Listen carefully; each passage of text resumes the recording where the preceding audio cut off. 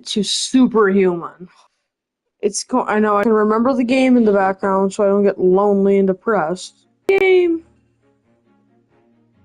After years of hosting a video game podcast, I've gotten back into game collecting. I couldn't fight that feeling anymore, as the kids say. And I love shopping for old games, looking at them in the glass displays, asking the staff to come unlock the case so I can get my hands on them. It's fun shopping for old games. But Earthbound said this is ridiculous. So they started making Razor Blades as good as Earthbound, but made them 10 times easier. And I'll keep saying it, I'm a Harry's guy. I've been shaving with their blades for over 10 years, and I can't think of a single thing I don't like about them. They feel good, they look classy, their lotions and shaving gels smell awesome, and they're more affordable than the junk at the store. I rock a beard these days, but I still keep the back and edges crisp and on point, and it's hella easy with Harry's razor blades. Hella. I'm not a junior high kid with peach fuzz anymore. Don't shave like one. Let them buy the plastic crap at the store and get your stuff through Harry's. Your grandpa would be proud. Harry's blades are German engineered and they have the highest customer satisfaction rating in the industry for a reason. Everything you need for a top shelf shave delivered to your door at lower prices than the stuff at the store. It leaves you extra money and time that you can spend on video games. And they do that thing I like. Money back guarantee. Give Harry's a shot. If you're not happy, it's on them. It's probably very easy. Yeah, fuck Harry's. Getting ripped off isn't funny. Switch to Harry's. Get started with a $13 trial set for just $3 at harrys.com/RTG. That's harrys.com/RTG for a $3 trial set.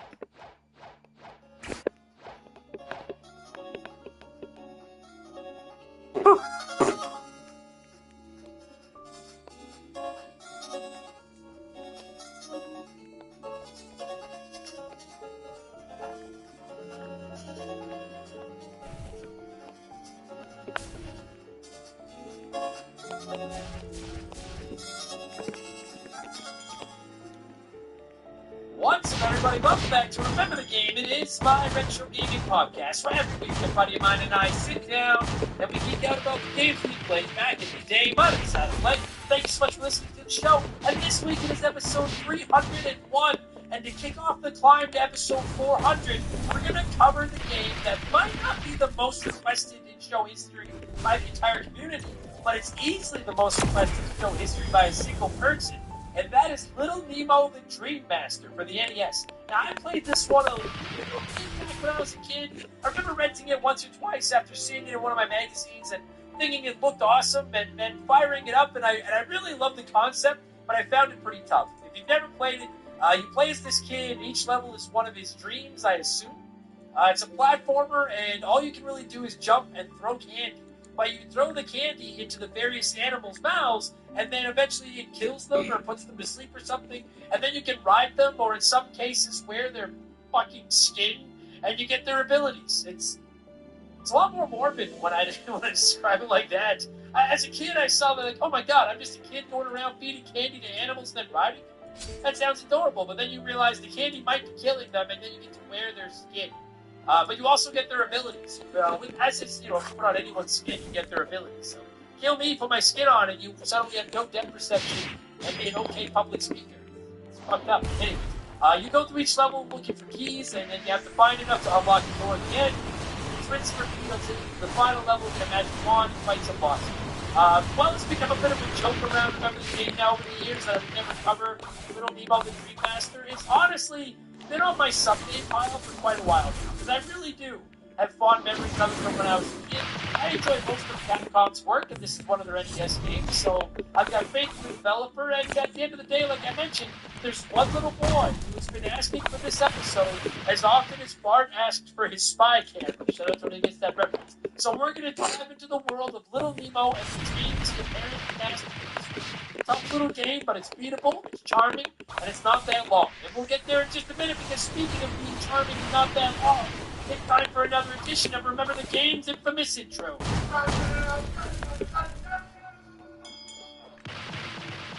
If you're new to the podcast, welcome aboard. Consider this your morning I lied. Our intros are kind. They're not that long. They're medium long. But they're fun. And you don't have to wear any animal skin to get past them. If you do want to skip them, go to about the 30-minute mark. We'll be in a little Nemo talk. I recommend listening, because we're going to talk video games and stuff. It's a good time. I do have to get my quick plugs out of the way. Let me keep my bills on. We are running a merch sale until the end of July to celebrate 300 episodes. Save 20% on hoodies, t-shirts, posters, all kinds of stuff at RememberTheGamePodcast.com with promo code MOLLY300. And shout out to my man Joe from 4545 Creative for designing all that merch that's currently on sale. And of course, if you don't like clothes, I get it. You can always consider supporting us on Patreon. You can get yourself up to 4 ad-free podcasts each week over there, including our Simpsons podcast, Her Monkey Dishwasher, my vlogging podcast, The Rambling Idiot, my gaming news podcast, Game Patch, and my second video game podcast, a bit of a video game potpourri in expansion packs. That one rankings. We look back at characters and consoles, some comedy episodes. There's a whole buttload of modern game reviews. This past week was expansion pass 217. And it was one of our uber popular draft episodes. Now, normally, the guys come in and they draft games from a specific console, from the NES, Nintendo Genesis. But for this one, the 4 gens that have appeared on Remember the Game the most over the years, Chris, Mark McHugh, Tyler, and Bradley McHugh, each had to build a game library using only the games we covered on the first 300 Remember the Game. And as it's becoming tradition, here is a sneak peek of last week's episode of Expansion Pass, the Remember the Game Draft. And we're off to the races. So these guys are drafting from every game and movie that we have covered on Remember the Game through the first 300 episodes of the show. I've heard your feedback. We've got a bunch of categories that need to fill out now, in addition to the wildcard spots. This could get interesting. Chris, you've got the very first pick. What game are you taking? What category or slot are you slotting that game? It's going to go into wildcard 1. It needs no introduction. It's the gold standard of its species. It's A Legend of Zelda: A Link to the Past. So for the record, I have decided that I have not classified Zelda as an RPG. Is that a hot take? That's a little bit of a hot take, not gonna lie. Well, like, I think it is an RPG now. I think that those are more like fantasy action games versus the pure Zelda games, like Breath of the Wild and Tears of the Kingdom. Those feel RPG rather than me. Yeah, I just I fucking like when I was doing the Blankies this year, I'm like, I don't even know what the fucking RPG is. The Blankies, I love that show. Like, we have a lot of qualified RPGs. I thought I'd just throw Zelda out.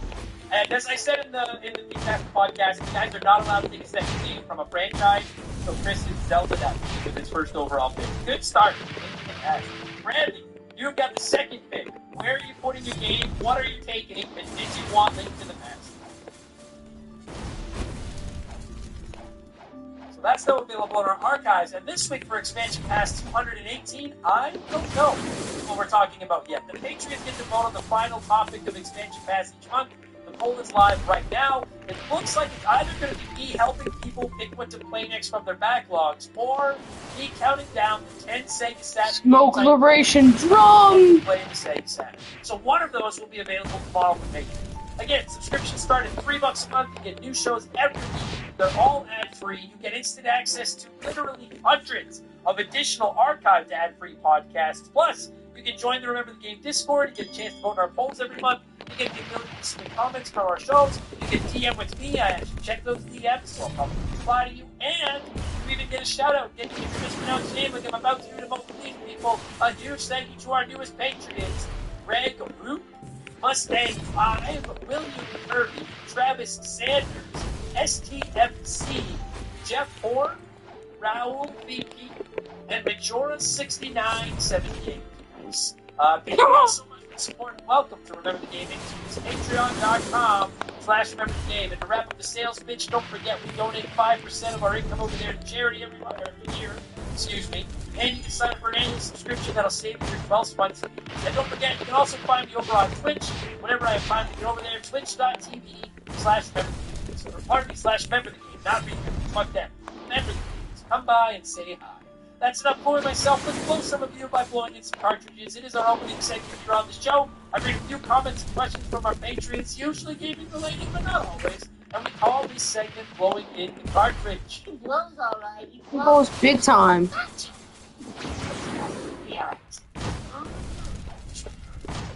Let's blow. Our first blower this week is Amazon Cheese Merchant. Nice bowl. Who said, "Ahoy, hoy, Adam. I hope you had a nice holiday, and I hope you're enjoying the weather up in Canada land.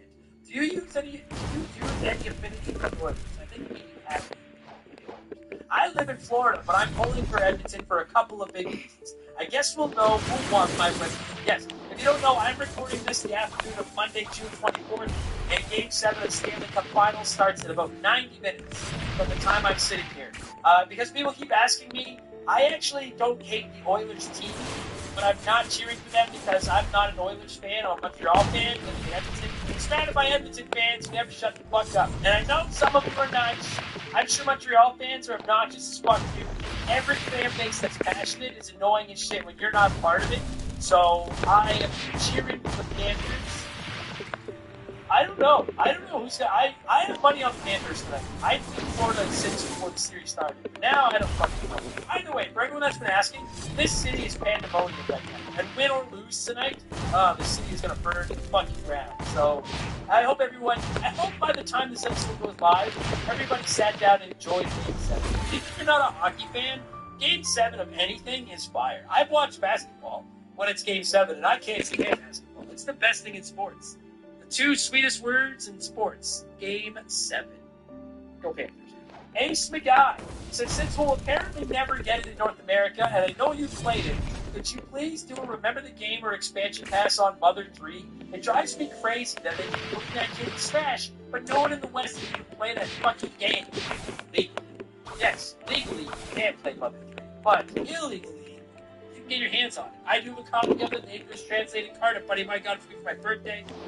Yes. Once in a while this comes up. I lent it out to a friend of mine. I know he's listening. I need to get it back so that I can replay it to do an episode about it on RTG. But yes, eventually I think it's safe to say we will cover them. Good as Earth now, but I like that. The Archmage said, I just recently got a Steamer. It's awesome. I wanted to ask what games you're playing on it or what you recommend. Yeah, congratulations. If you don't know, the Steamer is the code name for the Steam Deck. You remember the game? I do have one. It is awesome. As everyone knows, I'm not a PC guy, but having a handheld console I can play those games on is fire. As far as what I'm playing on it, I've been playing Cyberpunk on it for like 2 months, and outside of the fact that it nails the battery in about 90 minutes, Cyberpunk runs fucking awesome on it. So I definitely recommend that. I'd also recommend Red Dead Redemption 2.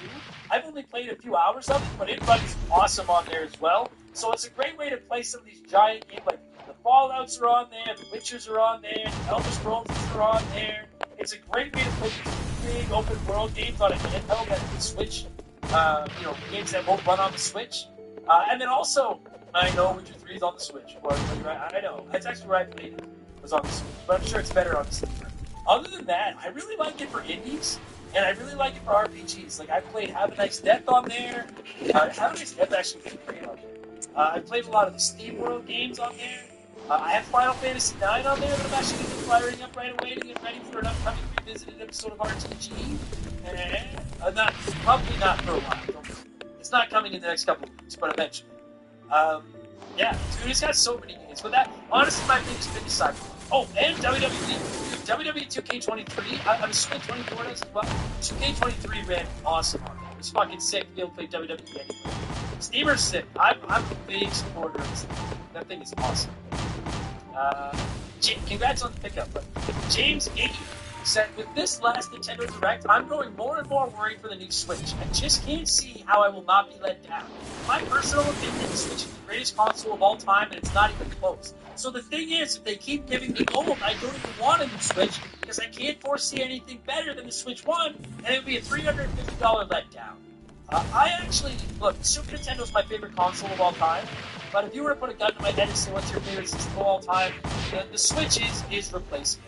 Because I've got a lot of my favorite Super Nintendo games on it, plus so many bangers. And I know haters gonna hate on the Switch. I am a Nintendo fanboy. I've never hated that, but I truly think the Switch is just a fucking super piece of hardware.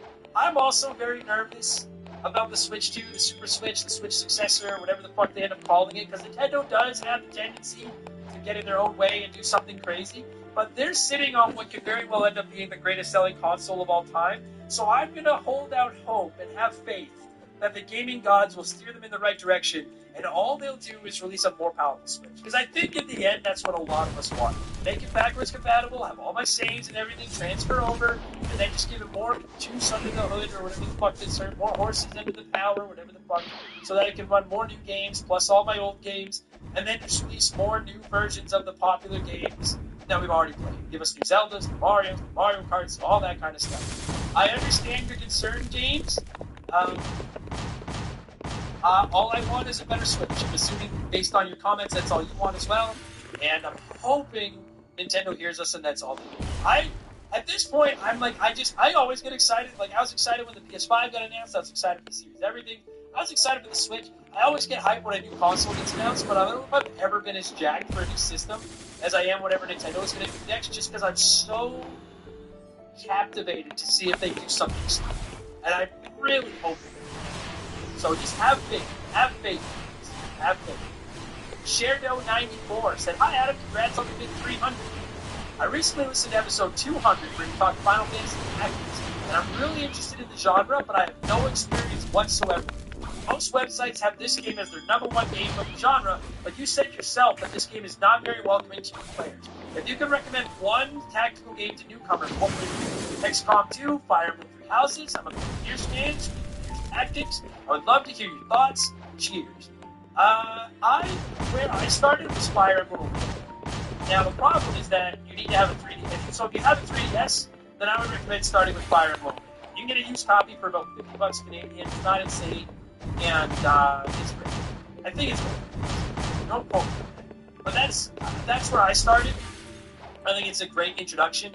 Fire Emblem 3 Houses is really fucking good, but there is a lot of like community building and getting to know characters and stuff, which I know may not tickle everybody's pickle. I think XCOM 2 is pretty complex. Oh, you know what else is a great pick? Because I'm assuming you got a Switch if you mentioned Fire Emblem 3 Houses. Mario and Rabbids. The first Mario plus Rabbids it's like Mario XCOM. That is a great introduction. Gears Tactics is pretty good as well. Or Into the Breach is another one that's really good. Now it's cheap. That's another one of my favorites. But Fire Emblem Awakening is where I was thinking. Like, you could probably start with Final Fantasy Tactics. There's just a lot to learn. That's all. And it can be pretty underrated. So, whereas the Fire Emblem games, like, turn off permadeath and stuff, and they can be a little bit soft. Let me know where you go. I fucking love the genre. Daniel Jordan said, "Hello, Blank. Greetings from the mythical kingdom of Ireland. Long-time listener, first-time blower. Since you're so good at voices, I would like to attempt an Irish accent on the show.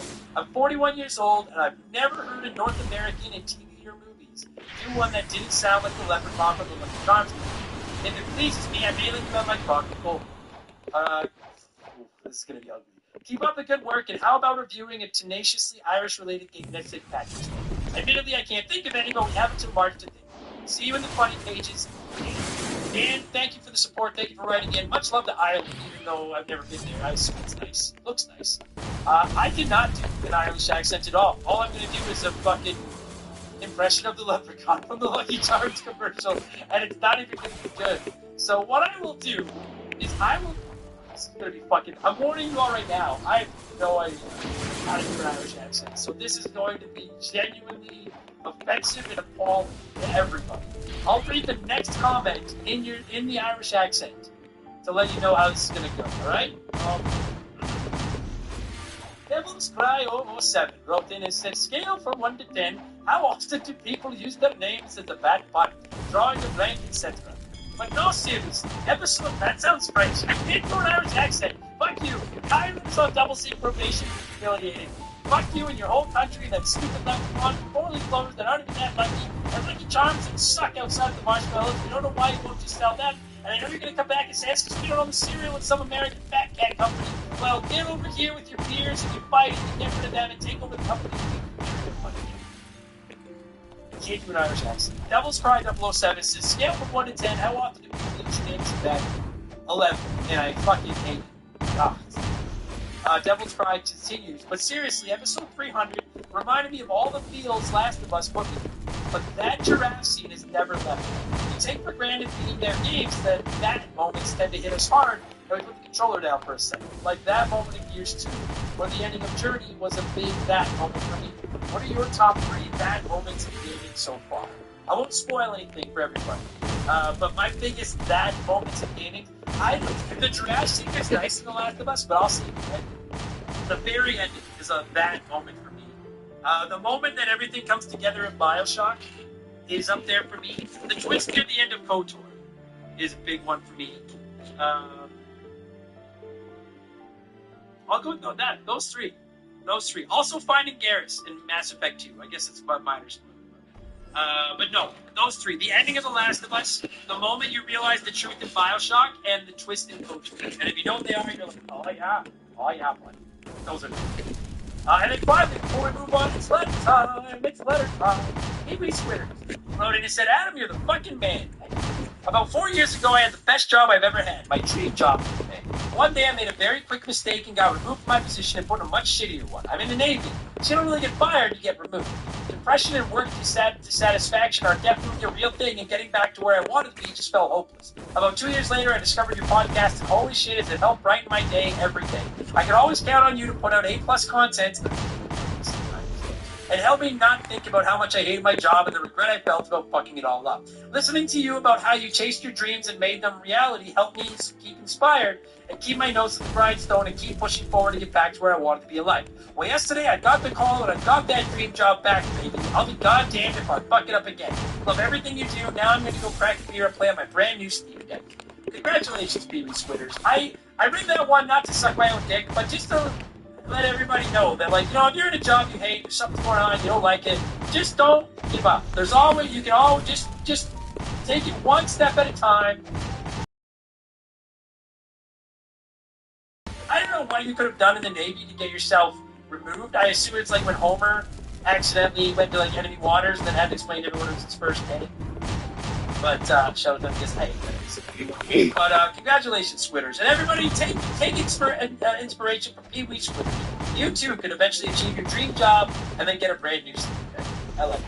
Thank you so much for all the submissions, everybody. Let's keep this ball rolling and switch things up and get into our Smash It segment, the official game show. Remember the game industry's Play 1, Remake 1, This one. And a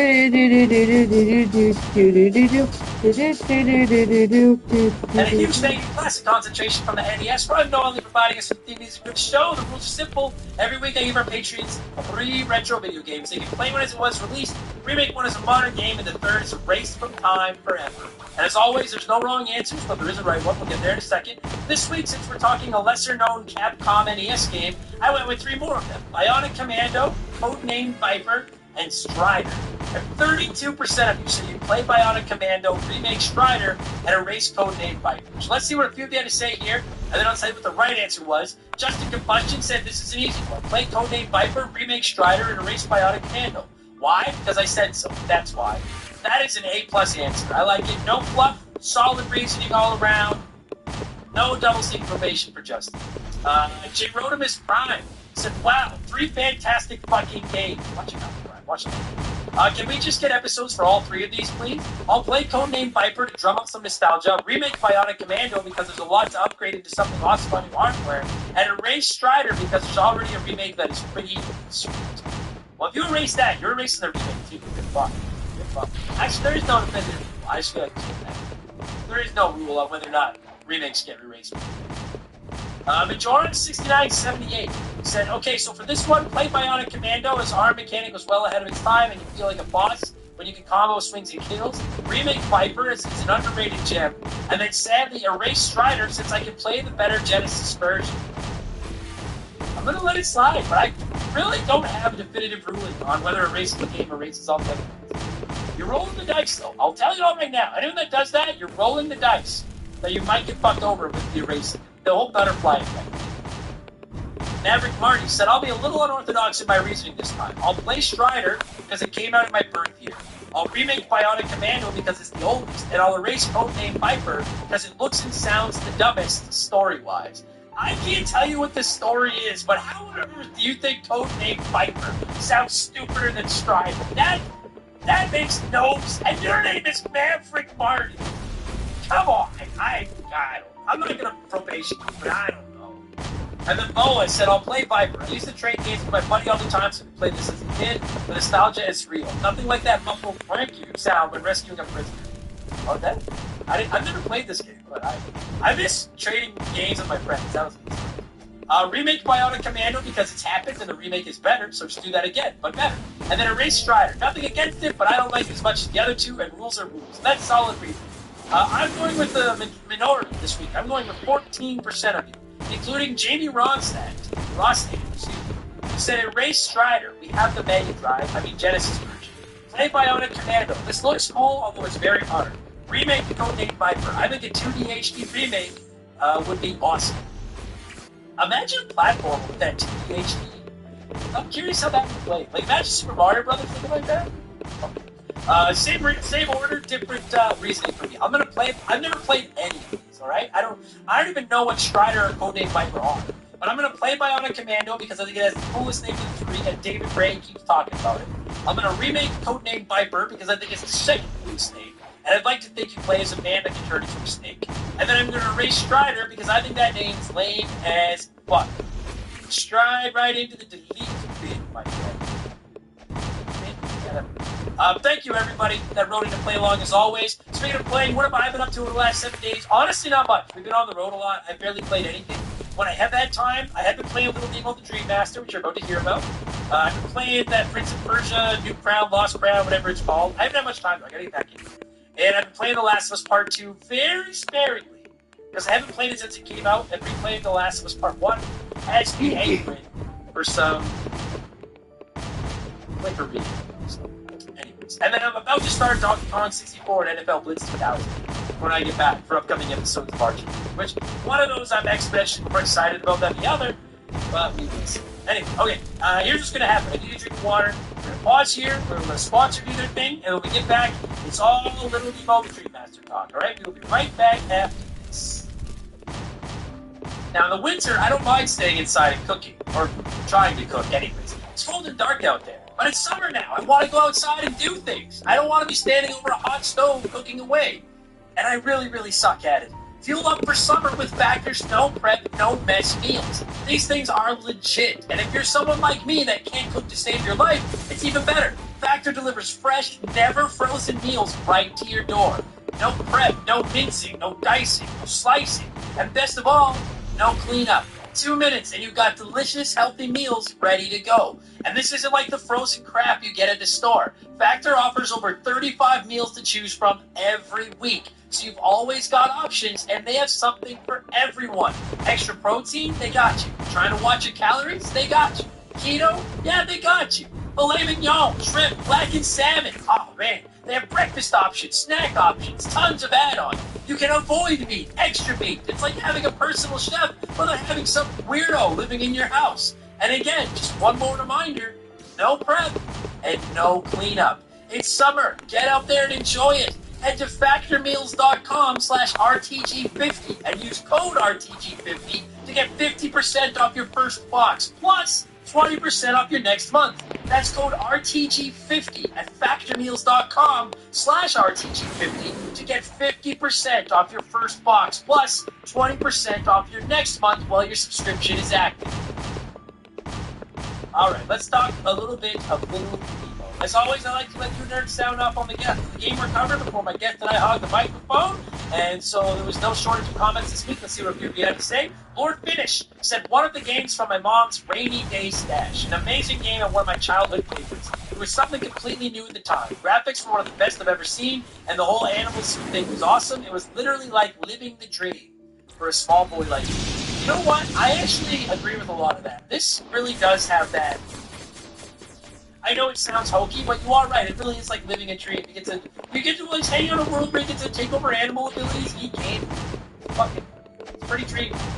Carbon Fiber Zombie said, hell yes. This game is amazing and creative and nothing else like it. We ended up getting an NES in a garage sale after getting our Super Nintendo, and it came with this game, Top Gun, and some Bugs Bunny puzzle game that no one remembers. The fuck they don't, because that's probably Bugs Bunny's Crazy Castle, and that game's fucking awesome. So shut your mouth up. Anyways, Zombie says, I love riding the animals and their special abilities. Also, I had no clue this was a licensed game of a cartoon movie. Great pick, and I'm stoked about the podcast. I actually just found out it was a licensed game based on a movie just now, so I didn't know that either.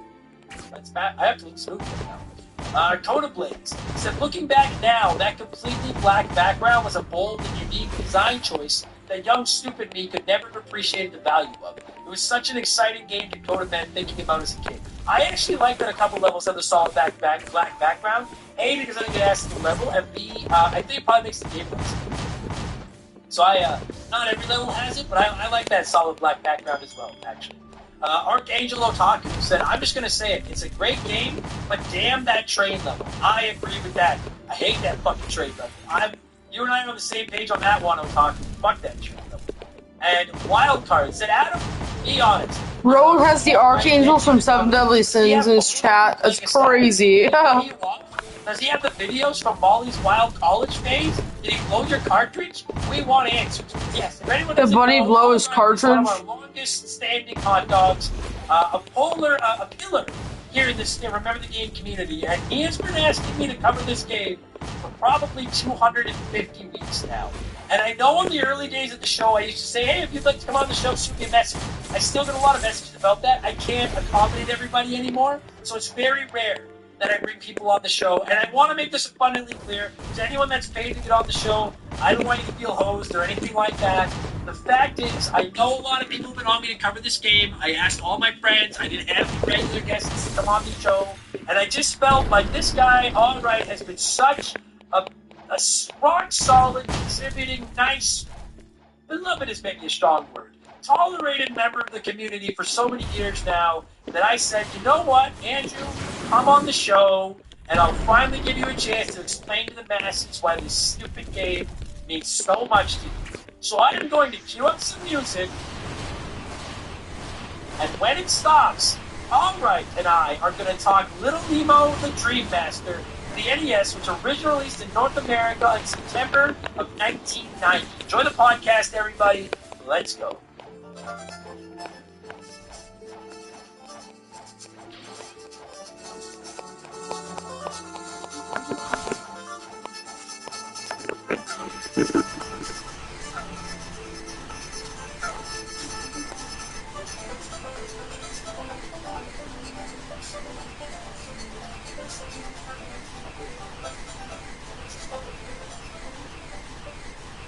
Alright, so as I'm sure I explained during the infamous intro, we're going outside the lines of Remember the Game this week. I don't know, maybe it's the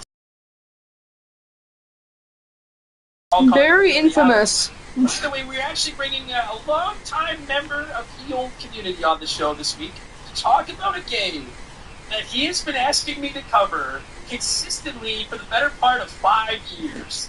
And that is, as many of you know, what do you want me to call you? What do you want to go by? I don't. You go by Andrew. That's fine. Because I was like, I know he was like 2 or 3 different handles. Exactly. All right, so then Andrew is my guest this week. Andrew, before we even mention Little Nemo or anything, how are you? How's life? I'm good, man. Everything's great. I'm really happy to be here, and it's one of my favorite childhood games.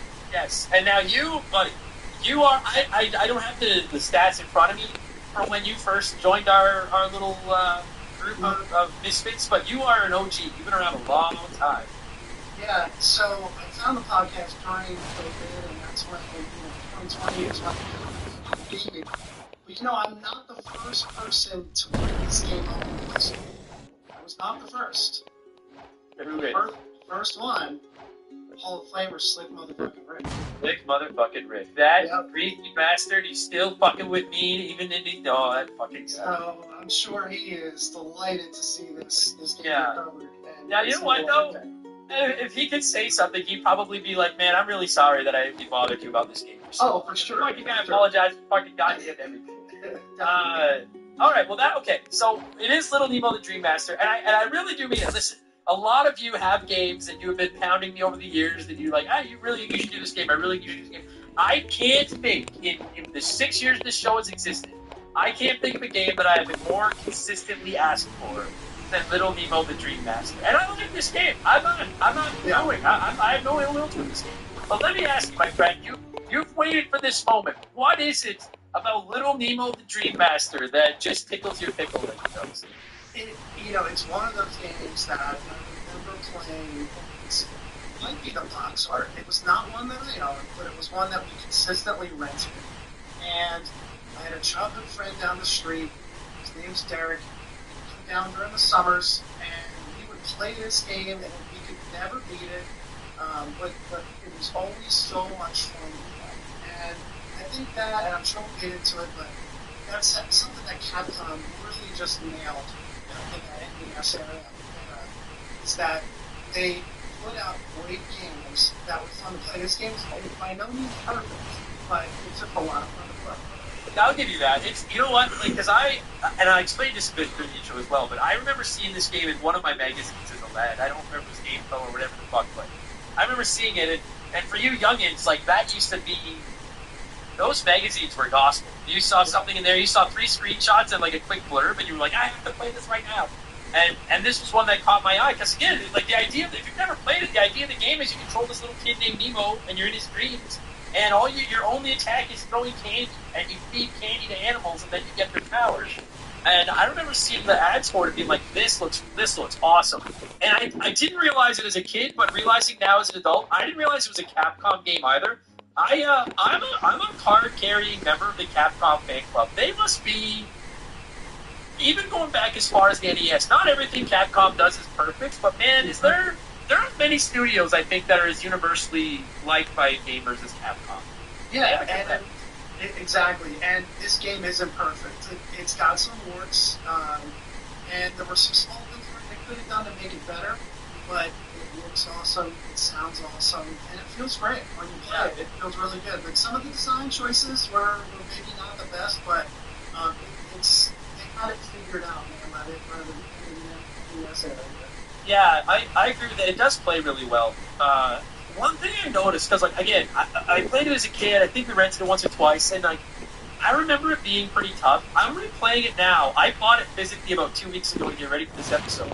And I've been playing it, and in 3 or 4 sessions, like, I can get practically to the end of the game. I don't know if maybe I'm just not as shitty at games as I was when I was a kid or not, but, like, it didn't seem as difficult. One thing I did notice, though, was, like, and I don't want this to sound as a slight toward it, because I like this game, but it almost, I'm still used to playing, like, the Mega Mans. Like, when I did Capcom on the NES, I think Mega Man. And playing this, like, there's not, it kind of felt like they developed it in, like, 6 months. Like, and I don't mean that in a bad thing. It's not a bad game, but, like, it's not super deep. It's not, there's not like, the levels, you can beat it in under an hour if you know what you're doing, which you can do with the Mega Man games as well, but, like, I wish they had made more of these, because I'd really like to see what they could do with a sequel or something where they had more time and maybe a bigger budget to spend on it, you know? Like, Yeah, this felt, sorry, go ahead. It was just a little piecemeal. Like, Yeah. So at the beginning of the game, it's like, okay, we're established that you got to grab these keys, and it puts the focus on exploration. And you're exploring these levels and trying to get these keys, and it feels very open, like not like an open world. But Mega Man is very linear, and this game it feels open until you realize that there's really only one sequence to get the other animal captures, which are basically your power-ups to get to certain areas and get keys, and it looks open, but once you know it, it really doesn't play open. And like you said, you can finish it in under an hour if you know what you're doing. Yeah, and I agree with that. It really, it gives the allure that it's, or the allure, it gives the, I don't know what the word is. It makes you feel like it's got more freedom to it than it does. Not that Exactly. it's bad. I'm not saying that's bad. It's a fine game, but I just, yeah, it really, you are right. It just, like, so I don't know for how many people that know, I know I don't do a lot of history lessons on this show, and this isn't a history lesson, but, like, the NES, let's throw this game together and get it out there. Still better than a lot of the junk on the NES. Yeah. But it did feel like something that they, like, you know, someone wrote in and mentioned how, like, in the first level, the background is solid. Well, I agree. And when you get to the second level and they have that, more detailed background, the sprites are all flickering like crazy, and there's a lot of slowdown in that. Like you saw, especially like in Mega Man 3. Part of that origin might be because, so this was like an early 1900s comic strip, and then they made a movie in the late 80s about it. I did try to watch the movie for this, and I got about 5 minutes. It was mostly Nemo screaming the whole time, like on his bed and just flying through the set. I'm like, I can't do this. I can't watch it. But this came out right after that, so I don't know if they were trying to get this out to pair with that movie or what, and that could explain it. But it's like you have this key exploration mechanic, and then later on they completely ditch that, and they explain it away for some reason, which I'm not really sure why either. And the game completely changes, 2/3 of the way through. Yeah, that's fucking weird too. I agree. Yeah. People have mentioned this movie, and I was like, fuck, I wonder if I need to look up this movie or not. But that makes me less inclined to watch the movie. I try, and some people say it's good, and it looks good, and I think it does capture what they were going for as far as the original comic strip goes. But it just, I didn't have the patience to sit through it. It wasn't something that was on my radar to do other than for this, and I tried, and it didn't work out. That's fair. Yeah, I have to say I'm not exactly like smitten with seeing this movie, but okay, maybe someday. It's a big podcast, so I was like, well, I'll just focus on the game. Yeah, you're fine. You've already done more prep than I usually do, so that's fine. But speaking of prep, I have played this. I have gotten right to the end. I remember thinking it was hard as a kid, and we're going to talk about the levels and stuff. I remember thinking it was hard as a kid. I remember people saying it's hard. When you Google it right now, like the Wikipedia page and stuff, some of the reviews are like, it's too hard. I have to say, man, it's not that it's easy, but like by NES standards, this isn't that bad. Like Mega Man is harder than this is. Yeah, for the most part, I would definitely agree. I played this the other day. I played this back to back with Mega Man 3, and Mega Man 3, I was sweat a lot more during that. Once you know what to do in this game, it's really not too difficult, except for like one or two spots. There's one spot toward the end that gets really tough. Other than that, when you know what to do and you know how to manipulate the enemies around, it's not too bad. Yeah, because that's one of the things. Like it's respawning enemies are nothing new in NES games, but this game, man, the fucking respawn clip of this game for the enemies is like, like in some games it's like you just barely left the screen where the enemy is, and then you come back and the enemy's back. This one, sometimes it feels like you don't even have to leave the screen. They're just like, you haven't moved on in 4 seconds. We're putting that enemy back again. Yep, especially those fucking things that drop out of the sky. Those fucking pollen seed things, whatever the fuck they are. Fuck those. Those are the Medusa heads of Little Nemo. I hate those. Yeah. But what offsets the difficulty is that, first of all, it does have the infinite continues, which I have to say, huge fan of NES games that include infinite continues. I don't think lives have a place in gaming in 2024, but obviously on the NES they did. But like, let us keep continuing. It's if you want to do it with a password system, then okay. But let us keep continuing. Don't make me start all the way over again.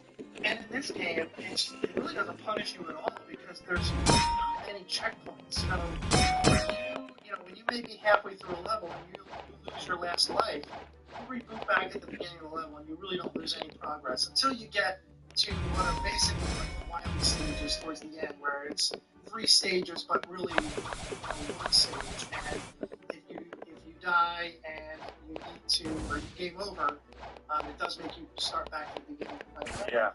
Well, like you mentioned, so much of this game, I felt like when I first started playing it, I was like, fuck, this is tough. And then you play it a little bit and you realize that a lot of it is, so like the object of each level is to collect a certain number of keys, and like, and it's when you've never played it before, you actually don't know how many keys you need, and it can be a little bit infuriating when you get to the end of the level and you've got 5 keys, and then it was like, you need 6, and you have to go back to the level and find that last key.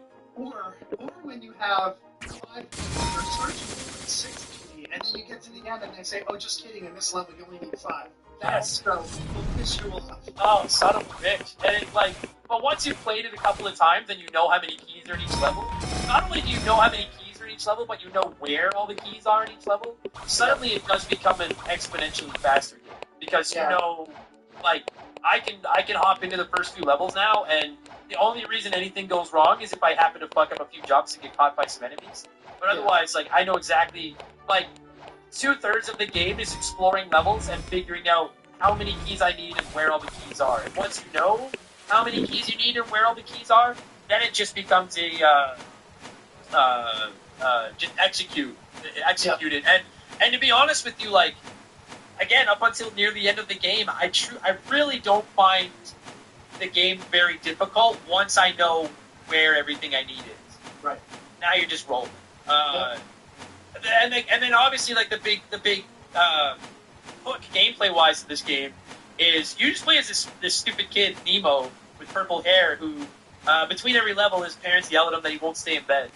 And I gotta say, his parents seem like half-assed alcoholics that are, like, downstairs, and they're not actually going up and checking on their kid, they're just yelling at him to go back to bed over and over again. Yeah, and, I think the first one, it's like, he's in bed, and they're telling him to go back to bed, and then he's in bed later on, and they're telling him to get up. It's like, what the fuck do you want me to do, Mom? Yeah. Like, what do you want? Like, listen here, you fucking half-assed parent. How about you go check on your goddamn kid? Yeah, I agree. Yeah. Those little cutscenes mean. I have to say, the story of this game means fucking. Oh my god. Like I don't get it. Like, so you're just a kid dreaming and feeding animals candy, and then all of a sudden at the end of the game, there's like a giant fucking blurb of story right before the end. Yeah. So if you let it go at the beginning, there's like a little cutscene at the beginning, which it's actually decent. And there's a clown that comes in and tells you that you need to go to Slumberland and be a playmate for the princess. And right away it establishes that girls have cooties, because the only thing that makes Nemo pause to get in the life of this random clown is that it's a girl, and it'd be weird for him to be a playmate with a girl. And the clown says she's not just a girl, she's a princess.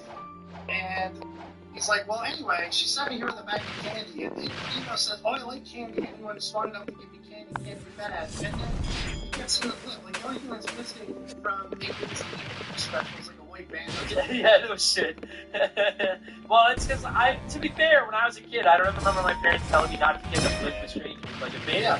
Yes, but a blimp, I think my dad would have been like, take chances. It's he was just like, yeah. He's like, let's go. Yeah, it makes no sense. So. And then you're basically just going from level to level in these dreams, feeding animals candy. Yeah. It's fucking big. I don't get it. Like, levels like to make them fall asleep. I know. That's the most fucked up thing. It's like, so when you get to the levels, like, the controls are hella simple. You can't run, you can't do anything. You basically you can kind of jump, and you can throw pieces of candy up at people. And there's all these weird monsters and animals and shit walking around in these levels. Like, the first level, you're in, like, the mushroom forest or whatever. And when you throw the candy, it has one of two reactions. If it's an animal that doesn't want to eat it, when it hits them, it just, like, stuns them for a moment, and you can try to sneak past them, but that's it. Or if it's an animal that'll eat it, they'll start chewing it, and if you throw them 3 pieces of candy, like Andrew said, for I don't get why, but it puts them to sleep. It kills them.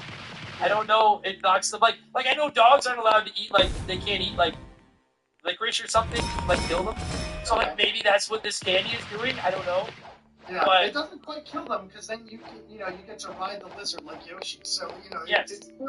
it still is living somehow, but this candy has manipulated it in a way that it's now used. Yeah, and I really do, like, I think at the end of the day, that's kind of the crutch of the gameplay in this game, is the ability of, like, especially when you're playing it for the first time, it's not knowing what animals am I going to be able to feed candy to and take control of in this level, because it's all kinds of different, like, it starts out with, it's like the frog thing, and the mole that digs, and the lizard that can climb walls, but then, like, eventually, like, there's bees, there's fucking gorillas, there's fish, there's all kinds of animals that you can take control of, and I think that really, like, to be honest with you, if it wasn't for the animals and their abilities, it'd be kind of a boring game, because, like, he doesn't move fast, he has no attacks, he just has a shitty jump and throws candy.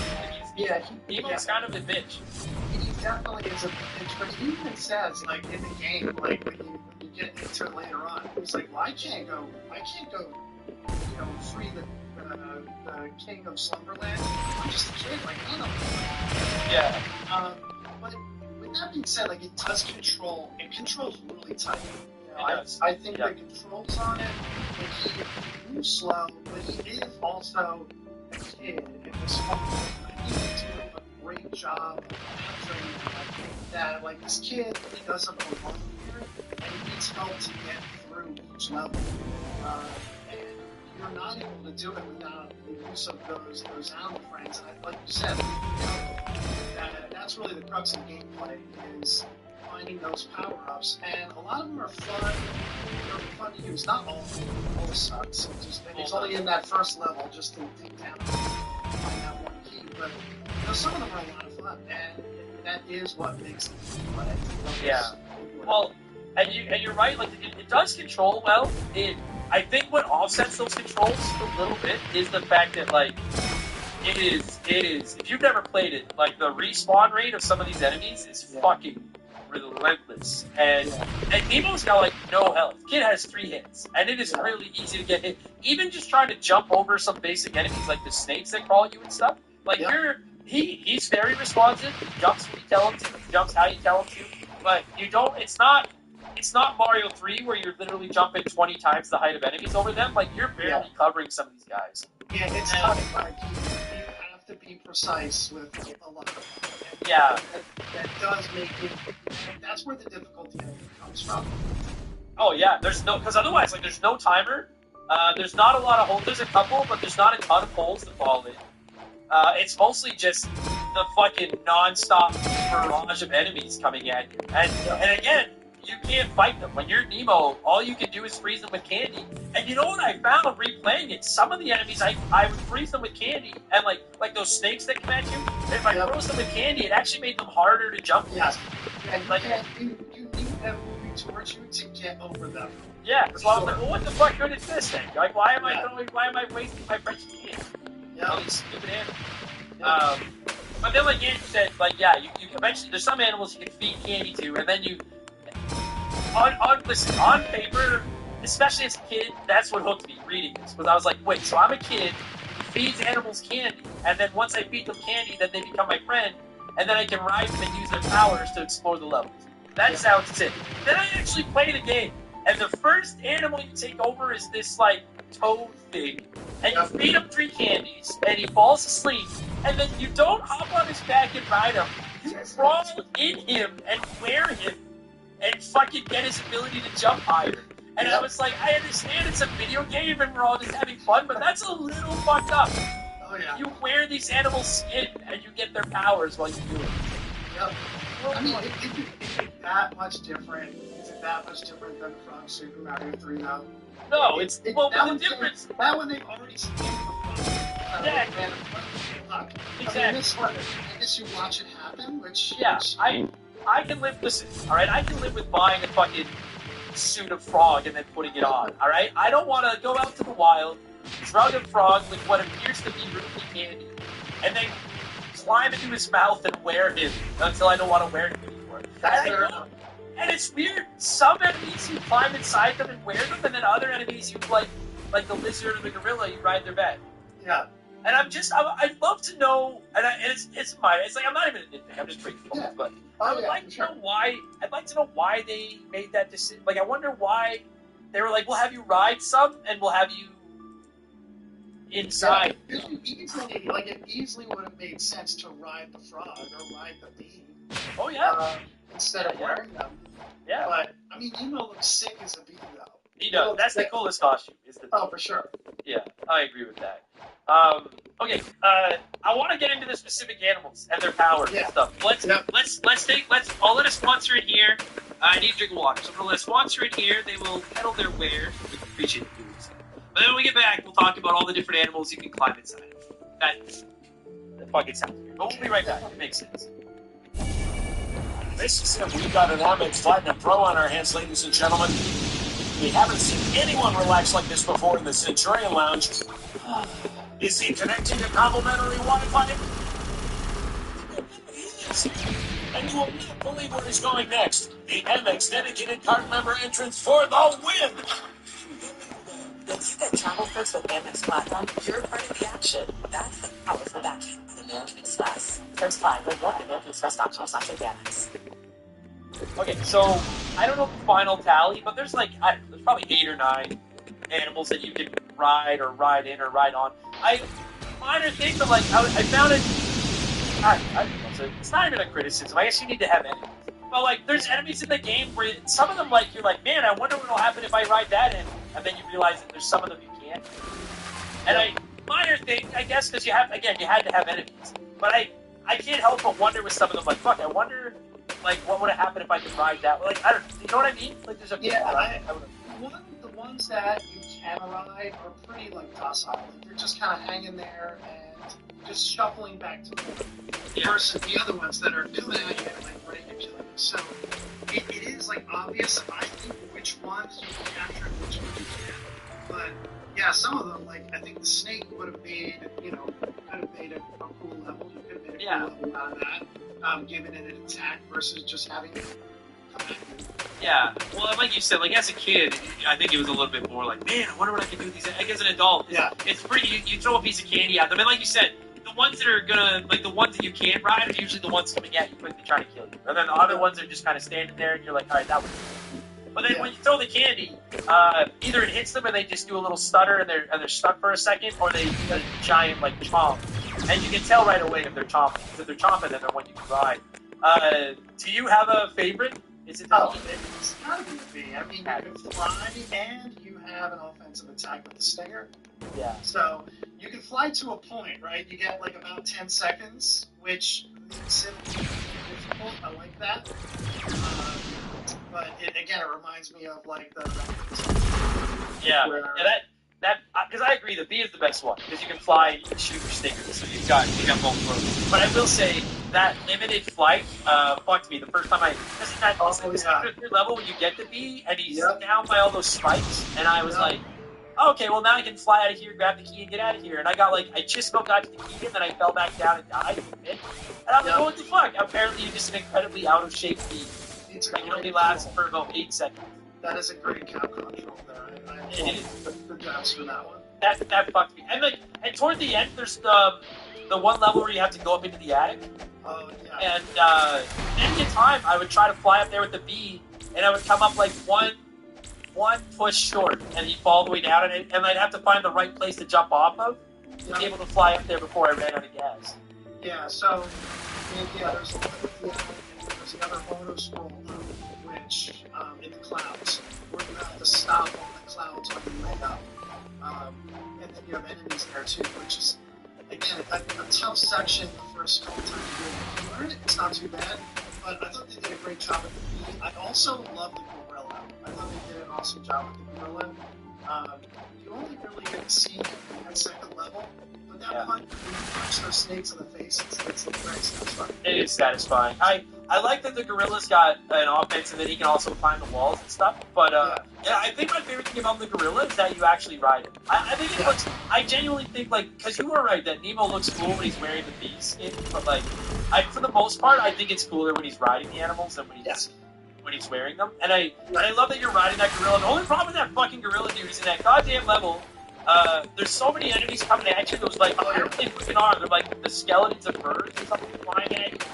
And the gorilla can punch, which is a nice defense, but if you don't punch in the right spot, you'll miss. Plus, if you accidentally touch a wall, then he starts climbing the wall, and then when he's climbing the wall, you can't punch. And now you're just a giant target on the back of this fucking gorilla. Yeah. He fucked me. I like the gorilla. He's probably my number 2, but he's fucking. I'm just going down my list. I do have him ranked. I love it. I like the lizard. I think the lizard's good. I love it. Faster with him. Jump. But he's fast, he gets an extra hit, and also can climb walls. That's the purple lizard, right? Yeah, the original Yoshi. Yeah, he is, And what I like about him is that he can fit under something. Yes. I quite enjoyed playing as him. And you mentioned it, sorry, I meant to say, I forgot about this. I like how some animals, when you get on them, you gain additional health, and you lose it once you get off of them. But it's a 10. Like 5. I actually thought that was really cool that there were some animals where you got on them, and not only do you get extra abilities, but fucking health means something in this game, because again, the enemies never fucking stop. They'll fucking fall. Anyway, okay, so I'm actually 3 for 3 with you. I like the bee, I like the gorilla, and I like the lizard. And there's one other animal I really like. Yeah, so I do have a frog next. Those 3 are like the best to me. From there, it goes downhill pretty quickly. I see frog the frog, you're able to jump on really slow. You have to basically spam the jump button to keep up your speed as your moves, because otherwise it's like you are rolling across the map. And you know what's fucked is that I didn't realize it until I got into the game for a while. It's got Mega Man DNA, which surprised me, it's Capcom. The spikes are insta kills. Yep. And so when you're controlling that fucking frog, and like you said, you're either crawling or jumping. When you're jumping, there's certain areas where you need to be careful where you jump because you might accidentally go up and touch the spikes. And then it doesn't matter that you had 5 fucking hits in your health bar. No. Fuck you. Fucking goddamn Capcom, you heartless bastard. But you could jump on that and see a little offensive attack there. Yeah. Which I like. Then you have the hermit crab. You only see him in that one level. You have to jump really high, and then he'll turn upside down and burrow. Which, again, as a kid, I thought was super cool. And he's got a claw attack. You only use him for, 1 or 2 little spots. After that is the fish, which he swims awesome. No offensive attack, but he's got 5 hits. Swims really fast. Makes some of the sections in that water. Does it not seem odd to you? Because I like the fish too, but the fish has it looks like he's wearing boxing gloves. Yes, I know. So, I think he should punch. Right? I thought because I assumed he attacked, and then I was like, what kind of stupid fish are you? Yes. You deserve to die. And to all the people who make the jokes about about Nemo, like which Nemo, that fish actually looks like It does. Like Nemo from Finding Nemo. Yeah. So, except that fish didn't wear fucking boxing gloves. So then refused to use them. Fucking up. But he put that fish in the punch out. But how fast he swims is handy because Nemo is slow as fuck as a swimmer, and those goddamn tadpole enemies. They just just swim fast and follow right up your ass. And that fish. They're like those floating spores of the sea. They're the same as those guys who float down. Things that atoms right in the tadpoles are right on the same level. Yeah, those tadpoles are so fucking silly.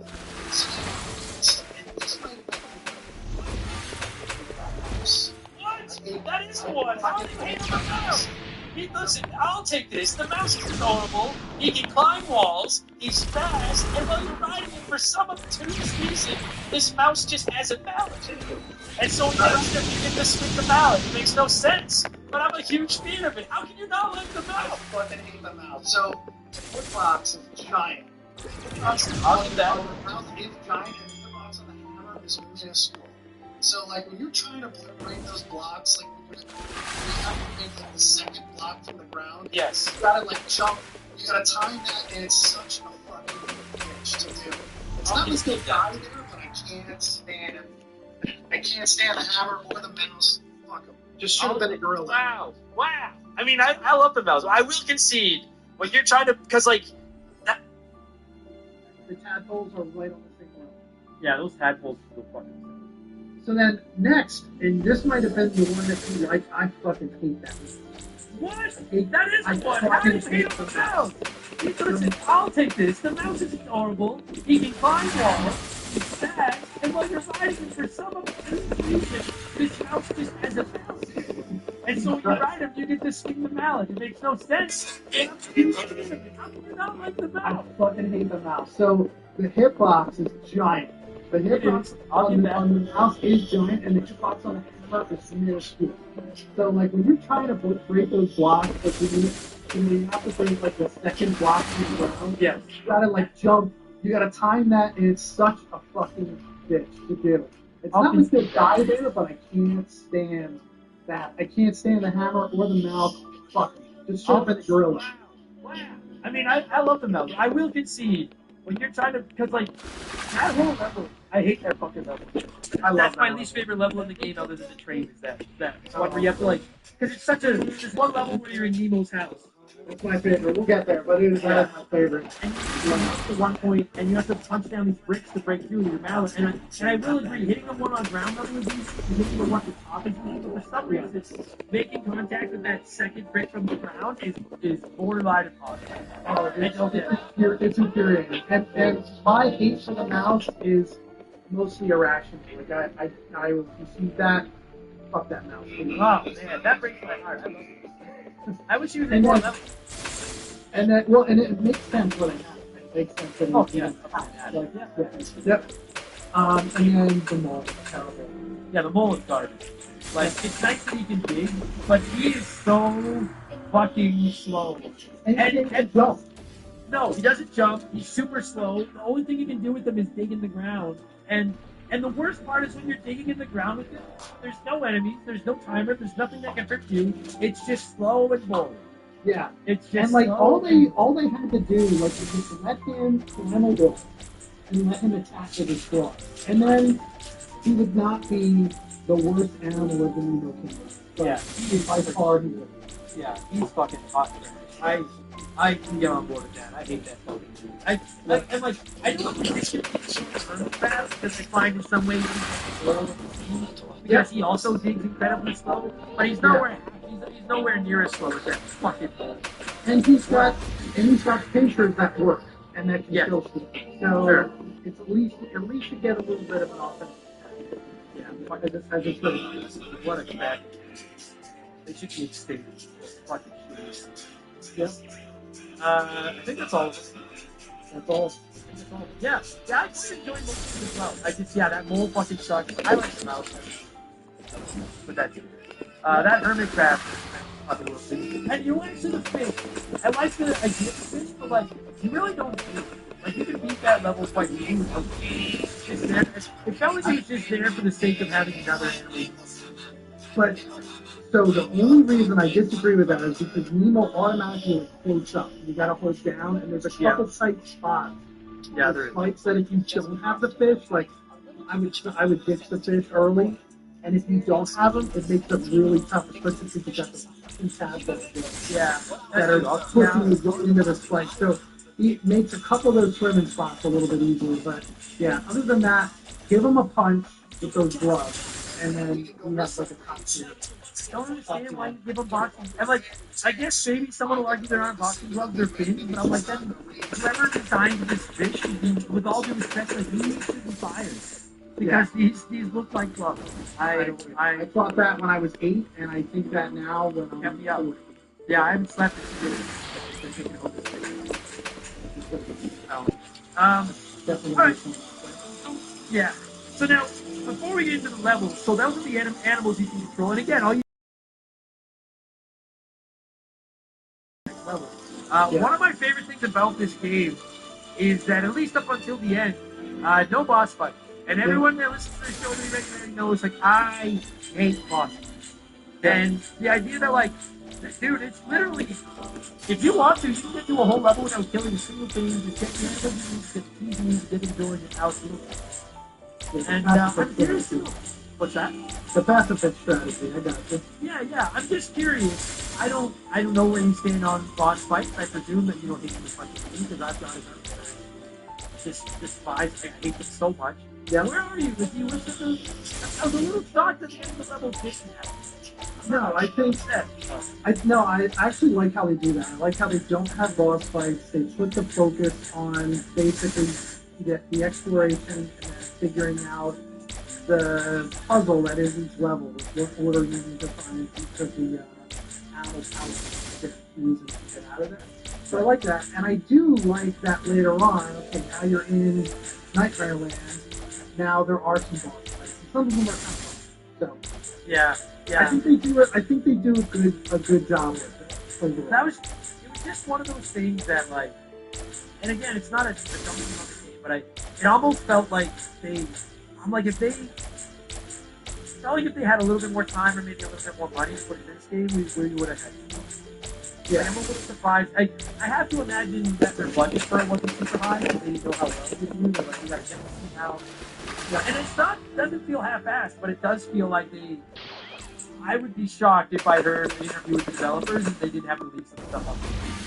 Yeah, they had to get it out. That makes sense. So then, as far as the levels go, and you brought up a great point. It feels, especially a couple of levels like the house level, it feels like there's a few different ways you could tackle it as long as you go through the level and find all the keys. But then when you really sit down and start playing it, you kind of realize, like, it's pretty linear. You know, it makes you feel like you got, you go up, go down, go underground, go over here, just find all the keys. But then you realize, like, to get to that second area, I need the animal from that area.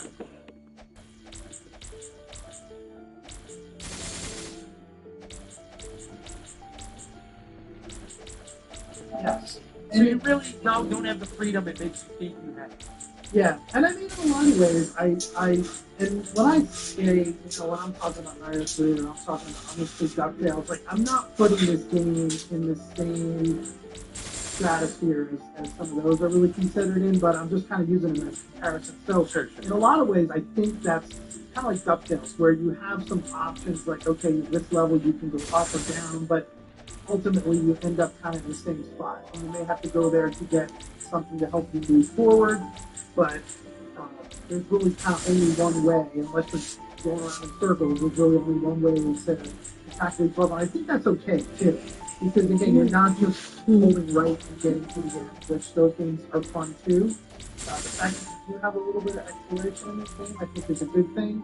And by the time you figure that out, it does make the game go a lot quicker. No, totally. And like, and it's something that I have to remind myself of. And like, it is the NES. It's not. This isn't the 64 or the Super Nintendo Genesis. Like, there are limitations. So I think in some cases, I think they're like, oh, go over here to get the bee, to fly up to here to get the mouse, to break through the wall to get the lizard or whatever the fuck. I feel like sometimes some of that is put in place as like artificial freedom. Like, it makes it feel like there's more than it is, but it keeps it within bounds of what the NES is capable of. It does, and it's fun. Like, it's I know, like, we've been critical on a bunch of things, but the gameplay for the most part, doing those things is fun. It is enjoyable, and especially the first time you're figuring them out, you feel accomplished. And it's the gameplay itself is enjoyable.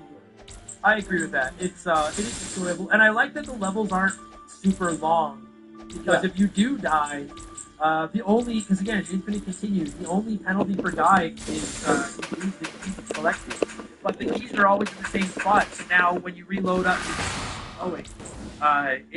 it's almost not a penalty at all. You're like, okay, well, I know I got to go up here and get this key, go over here and get this key, and then it's back to trying to solve the rest of it. It's very much. It's so funny because as a kid, like you said, you play it over and over, and you play it over and over, and now